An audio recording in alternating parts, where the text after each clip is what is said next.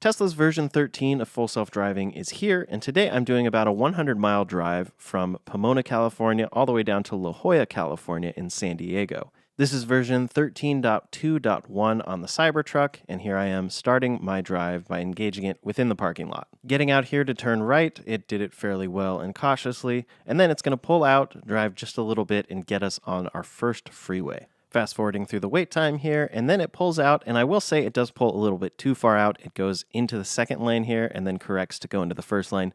Technically, you do just want to stay in that first lane, but overall, this wasn't a bad maneuver by any means. So we wait at this light, get through it, and then it does a really good job immediately getting over into this lane. I have noticed that everything with version 13 was very smooth on the Cybertruck. This was my first very long drive with this system, and overall it performed incredibly well. Here we can see it's getting onto the freeway, and in the past it may have done this a little too cautiously, but here I think it actually does a pretty good job. It's staying right below 30 for this roundabout, and then we can see it accelerating up. Maybe for some this isn't aggressive enough, but we're already about the speed of traffic right now, the flow of traffic, and then we're merging over. And I think it actually goes pretty quickly here for these different lane changes. So we can see there's some cars to my left, and it has its left blinker on, so it's deciding it's going to get over. Does it fairly aggressively, we're at 64. There's a car to the left, it's probably going to wait for that, and then get over just behind it. And that's one thing I've seen in the past with full self-driving is maybe if it couldn't make the lane change right away, it would simply turn off the blinker. But here it actually will sit with that blinker on, which is what you really are supposed to do. And it helps other cars know that you're getting over. There I gave it a thumbs up because I was very impressed at how quickly this got over. That's basically exactly the maneuver I would have done if I was trying to get over to the fast lane quickly. So this is where we get to kind of the boring parts of the drive, where it's just driving along and doing a great job. But here a motorcycle does pass on the right, and usually motorcycles do not do well with full self-driving, but here it has no problem. It knows where it is, it lets it get in front, and it treats it more like a car. Previously, I would have expected it to slam on the brakes as soon as that motorcycle got in front of me. Then coming up here is where I see full self-driving actually understanding maps and the directions it's getting a little bit better than it can even communicate to humans sometimes. Because here I thought it wasn't getting over, but it actually is getting into the lane or staying in the lane that it needs to be for the next maneuver, which is coming up to get on the 60 here. In just a minute, it's going to get in front of this semi and behind this other one to get us into the lane we need to be in. Absolutely no complaints about the interchanges here or anything that it does for this on-ramp. One thing in particular I did want to test this time around is turning off HOV lanes like the Cybertruck over there is utilizing. I could be in the HOV lane if I preferred, but a lot of times that means it wants to go the max speed or other drivers want you to go to the maximum speed. So I wanted to see what it is like handling normal freeways outside of that lane specifically, since it's a little bit more complex. One other thing I'll note is I did have this on hurry, so the 3 modes now for full self-driving are chill, standard, and hurry. This was on hurry, so we can see it getting up to 77, 76, I believe it gets up to 79 at one point here, but then we get into a little bit of classic Los Angeles traffic. Now, with the Cybertruck in particular, traffic and immediate slowdowns have actually not been very good. Oftentimes it brakes way too late to where it's very uncomfortable. It will brake in time, but it's just an extremely jarring slam on the brakes. So here it did it a lot better, and we're coming up to this car. It's keeping a reasonable distance there, and it slowed down all the way from, I think, in the 70s to 19 very gradually, and how it should be. But then we have one that was a little bit too close for comfort right here. You can see me grabbing the wheel, ready to take over. It did slow down all the way to 0 miles per hour there, but I'm very close to this expedition, and it felt like it was realizing it at the absolute last second. So now we're accelerating back up to speed, and I'm anticipating we're probably going to have another one pretty soon. Here we're going to slow down from about 39 miles per hour down to 13, and this one did it very well. It's keeping a reasonable distance, it didn't feel like a slam on the brakes, and it's doing a great job. Some rubber banding for a bit with the cars in front of me, and then this car pulls out right in front. I wasn't sure how the Cybertruck was going to handle this one, so you can see me grab the wheel, ready to take over if I need, but it did a great job. Another thing I've really noticed with version 13 is lane changing is getting a lot better at utilizing opportunities. So here's an opportunity for it to get over to the right. It does a great job. I was unsure if that Chevy was going to come over into the lane, but it didn't, and the Cybertruck did a great job. So I'll fast forward through a bunch of very solid lane keeping, and then we're going to get to one where it just felt a little tight for me. And sometimes the system will do this where it's keeping the distance from the car in front of me, but kind of putting me close and in between a couple other cars to the point where if I were driving myself, I'd maybe back up a little, but the two trucks surrounding me did speed up. Next, it needs to be sure we're in the correct lane for the 5 south, and so it's going to get us over to the left, has an opportunity, no one next to us, and absolutely takes it.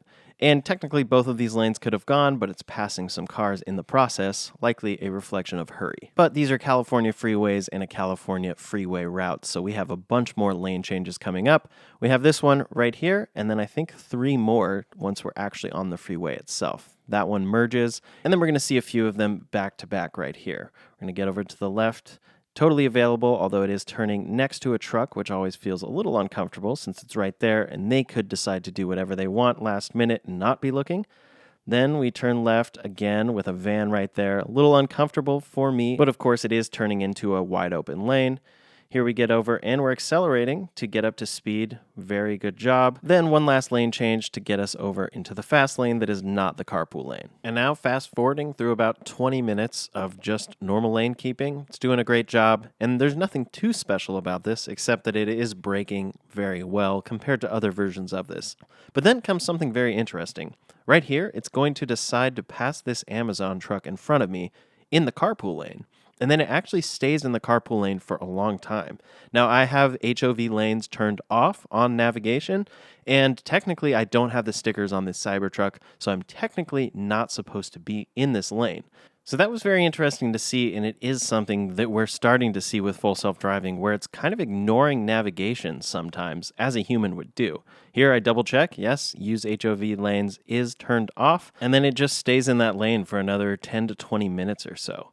So here we're doing some normal rubber banding with the cars in front of me, all in the carpool lane, which it technically shouldn't be in, but then it finally decides it's going to get out of that lane. 2 back-to-back lane changes that are pretty solid. Here I'm not entirely sure what the rationale was. Maybe it's actually passing people on the right side, but it decided to get over a couple lanes, and then just a few minutes later, it's going to get all the way back over into the fast lane. So here it really doesn't get much done as far as passing, and it's actually in the slower lane. Maybe it was deciding to go slower for a time, and then it's going to do 2 lane changes to get all the way back into the fast lane. Then once we're in that lane, it's going to stay there for a very long time. I'm going to fast forward through a ton of footage at 5,000% right here because it's just doing a great job. It does do a couple lane changes in there to pass a couple cars and pass a Penske truck, but overall it just does a really solid job going down the 5 south all the way down to San Diego. Speeding things up even further now, we'll get to some lane changes that it needs to do.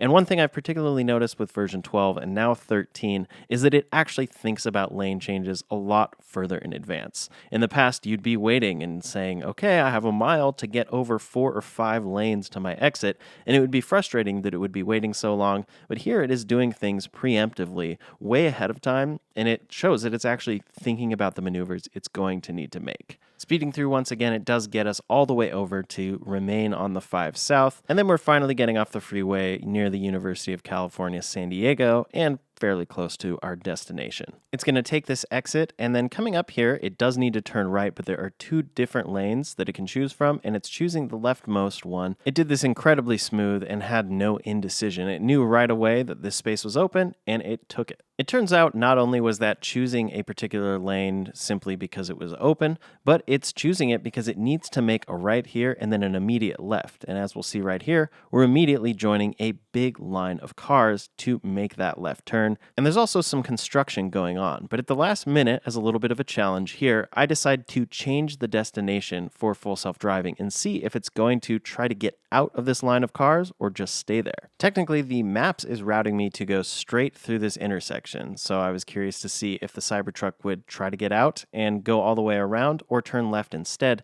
And not only did it stay here, but it seemed like it was actually somewhat bypassing the navigation. As a human, I would have gotten around this at this point because I waited at this light for definitely over 5 minutes for this to go. It's already a bad light in itself, but I think I would have saved time by getting around this particular line of cars with the construction going on.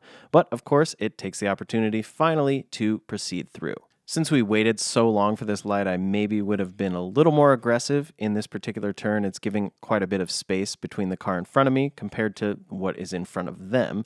But it proceeds on and gets through all this construction basically with no issue at all. It just reads it as a lane and reads it as the markings. Continuing on, we basically have to get into the left lane, and then it looks like it's going to set us up for a U-turn. So let's see what happens there. It gets us over, no problem. As soon as that construction ends and the lane is open once again, it's going to proceed past this left turn because that's not actually the one we need, and then get us over into the lane right when we need it. A lot of these maneuvers are getting to the point where you couldn't ask for better. How it did this right here and lines up straight for the car in front, it does a great job, and then it sees immediately the light has changed and doesn't even brake whatsoever, but it tries to do a U-turn here, which is easy to do in the Cybertruck, but unfortunately, it kind of cuts it down.